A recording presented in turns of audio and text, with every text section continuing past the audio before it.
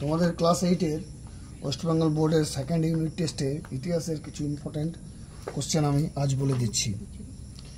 যেমন এবারে second unit টেস্টের সিলেবাস হচ্ছে 4 অধ্যায়, 5 অধ্যায় এবং 6 অধ্যায়।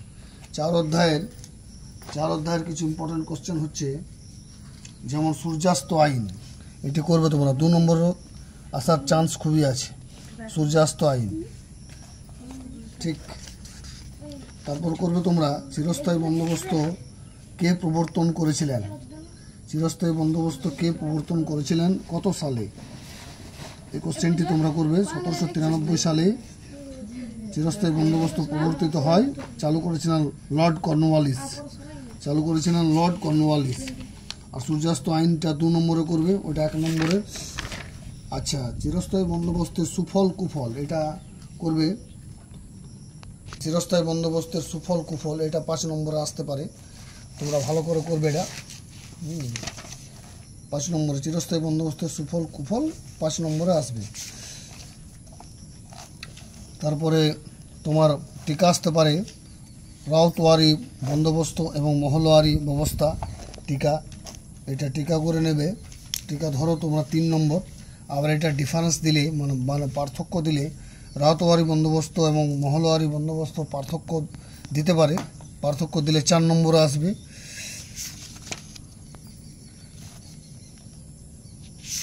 মহাজনী ব্যবস্থাটা করে রাখবে, মহাজনী ব্যবস্থা 2 নম্বরের, মহাজনী ব্যবস্থা এটা 2 নম্বরের। বাগিচা শিল্পটা করে রাখবে, বাগিচা শিল্পটা করে রাখবে, এটা 2 নম্বর দিতে পারে। বাগিচা শিল্প, এটা খুবই ইম্পর্টেন্ট কোশ্চেন। অবশিল্পায়ন টিকা আসতে পারে, এটা 2 নম্বর অথবা 3 নম্বরে দিতে পারে। অবশিল্পায়ন খুবই ইম্পর্টেন্ট কোশ্চেন। অবশিল্পায়ন,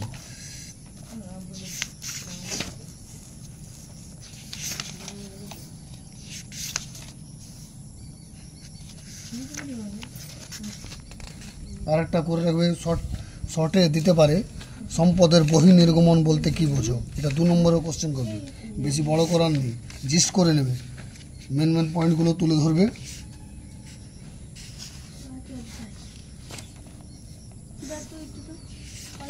চার নম্বর অধ্যায়টা প্রায় শেষ, 4 নম্বর অধ্যায়টা শেষ হয়ে গেল। এবারে 5 নম্বর অধ্যায়টা আমি 4 নম্বর অধ্যায়ের আরেকটা কোশ্চেন করবে, সূর্যাস্ত আইন। এই কোশ্চেনটা খুবই ইম্পর্টেন্ট, সূর্যাস্ত আইন। আর দাক্ষিণাত্য হাঙ্গামা কেন হয়েছিল, এই 2টি কোশ্চেন করবে। আর অবশিল্পায়নটা আমি তোমাদের আগেই বললাম, আর সম্পদের বহির্নির্গমনটাও বলেছি। আমি আগেই একটা তোমাদের সাথে আলোচনা করলাম, চিরস্থায়ী বন্দোবস্তের সঙ্গে রাউতওয়ারি ও মহলওয়ারি বন্দোবস্তের তুলনামূলক আলোচনা। এই কোশ্চেনটি করবে, এই কোশ্চেনটি আসার খুবই চান্স আছে। আর উপরে অবজেক্টিভগুলো একটু দেখে রাখবে। চিরস্থায়ী বন্দোবস্ত চালু করেন কে, মহলওয়ারি ব্যবস্থা চালু করে হয়েছিল দাদনটা খুব ইম্পর্টেন্ট কোশ্চেন। চিরস্থায়ী বন্দোবস্ত আগেই বললাম, ইম্পর্টেন্ট কোশ্চেন। এই উপনিবেশিক ভারতে প্রথম পাটের কারখানা চালু হয়েছিল, ঘয়েরটা। দেশের সম্পদে দেশের বাইরে চলে যাওয়াকে কি বলে, এগুলো একটু করবে, এগুলো আসার চান্স আছে অবজেক্টিভে, মাল্টিপল চয়েস যেটা বলা হয়। এরপর আমি 5 নম্বর অধ্যায়টা বলছি। 5 নম্বর অধ্যায়ের ইম্পর্টেন্ট কোশ্চেন, 4 নম্বর অধ্যায় থেকে ভালো ভালো কোশ্চেন আছে। সতীদাহ প্রথা নিবারণে রাজা রামমোহন রায়ের ভূমিকা, এটা করবে, এটা 3 বা 4 নম্বর আসতে পারে। সমাজ সংস্কারে বিদ্যাসাগরের ভূমিকা, এটা করবে, এটা 6 নম্বর, এটা 5 নম্বরে আসতে পারে। সমাজ সংস্কারে বিদ্যাসাগরের ভূমিকা, এটা 5 নম্বরে।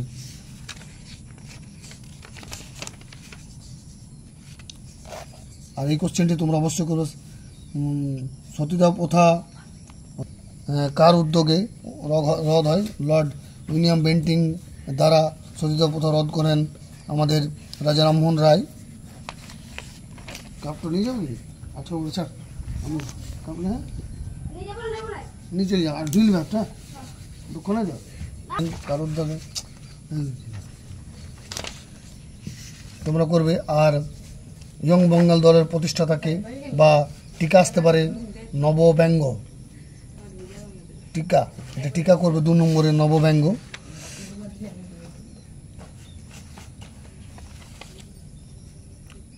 আর্য সমাজের প্রতিষ্ঠাতা, এগুলো অবজেক্টিভে করবে তোমরা। আর্য সমাজের প্রতিষ্ঠাতা জ্যোতিবা ফুলে কে ছিলেন? জ্যোতিবা ফুলে কে ছিলেন 2 নম্বর কোশ্চেন করবে। জ্যোতিবা ফুলে। সাঁওতাল বিদ্রোহের কারণ ও ফলাফল, এটা করবে 5 নম্বর কোশ্চেনে। সাঁওতাল বিদ্রোহ। তারপর হিন্দু প্যাট্রিয়ট পত্রিকা সম্পাদককে, এটা করবে হিন্দু প্যাট্রিয়ট হরিশ্চন্দ্র মুখোপাধ্যায়, এটা 1 নম্বর কোশ্চেন ইম্পর্টেন্ট।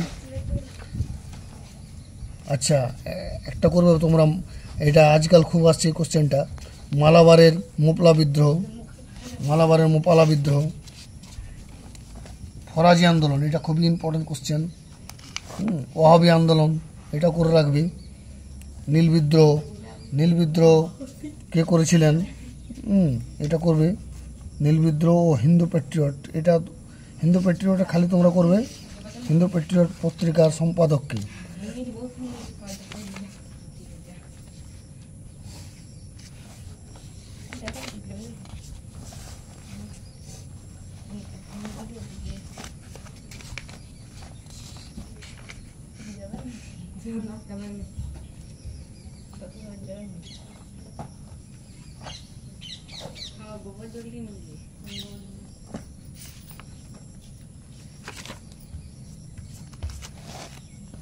এগুলো হিন্দু প্যাট্রিয়ট মিল, এগুলো করবে, এগুলো আসতে পারে। আমি যা বলার আগে বলে দিয়েছি কোনো ইম্পর্টেন্ট কোশ্চেন। আচ্ছা, এইখানে এই কোশ্চেনটা করবে। স্যার সৈয়দ আহমদের সংস্কারগুলির প্রধান উদ্দেশ্য কী ছিল? এই গ আর ঘর কোশ্চেনটা করবে তোমরা এখানে। আচ্ছা, এই কোশ্চেনটা করবে 4-এর কয়েকটা, আর গয়েরটা করবে, আর খয়েরটা করবে। খ আর গ সাঁওতাল হুল, এইটুকু কোশ্চেনটা করবে। আর এটা করবে, এটা ভালো দিয়েছে, উভয় বিদ্রোহের ক্ষেত্রে হিন্দু প্যাট্রিয়টের কী ভূমিকা ছিল। আশা করি 5 নম্বর অধ্যায়টা তোমাদের বলে দিলাম কোন কোশ্চেনগুলো ইম্পর্ট্যান্ট। এবার 6 নম্বর অধ্যায়ের কোশ্চেনটা একটু দেখো। এই কোশ্চেনটা খুবই করবে।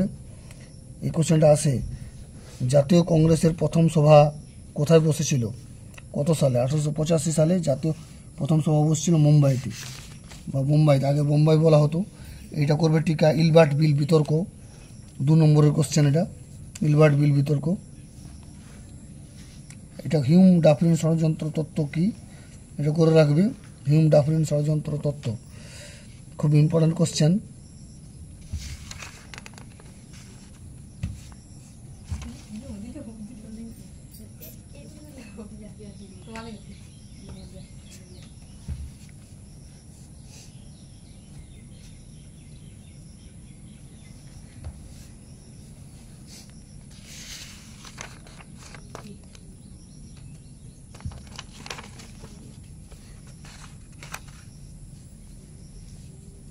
একটা কোশ্চেন তোমরা করবে 1885 থেকে 1905 পর্যন্ত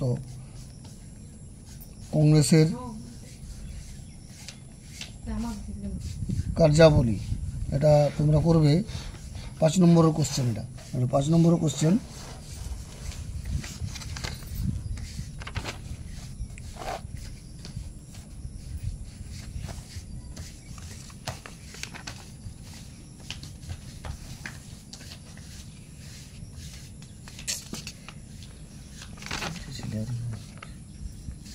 আচ্ছা, এই কোশ্চেনটা করবে অবশ্যই জাতীয় কংগ্রেসের সুরাট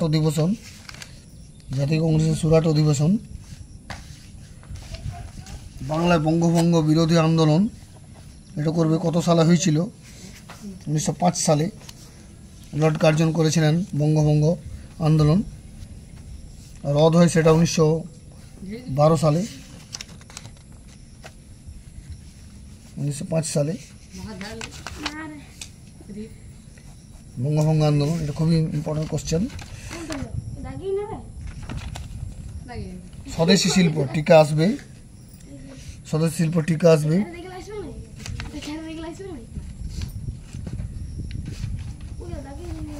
মার্লো মিন্টো সংস্কার আইন, এটা আসার খুবই চান্স আছে।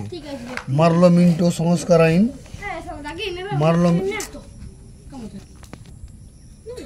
আর এগুলো খুঁজবে তোমরা, একটু খুঁজে উত্তরগুলো করবে। বঙ্গভঙ্গ পরিকল্পনা করেছিলেন কার্জন, তোমরা জানো। জাতীয় কংগ্রেসের প্রথম সভা বসছিল মুম্বাইতে, বললাম কিছুক্ষণ আগে।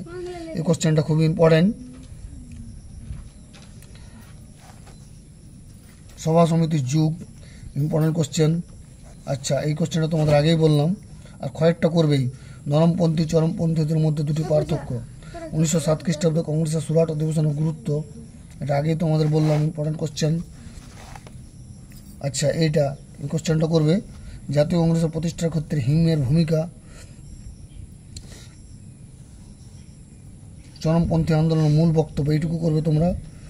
এই কোশ্চেনটা করবে এইটুকু, বাস। আপাতত সেকেন্ড ইউনিট টেস্টের এই কোশ্চেনগুলো খুব ইম্পর্টেন্ট।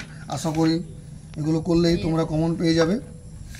ভালো করে আমার কথাগুলো শুনবে, সেই সঙ্গে লাইক এবং সাবস্ক্রাইব অবশ্যই।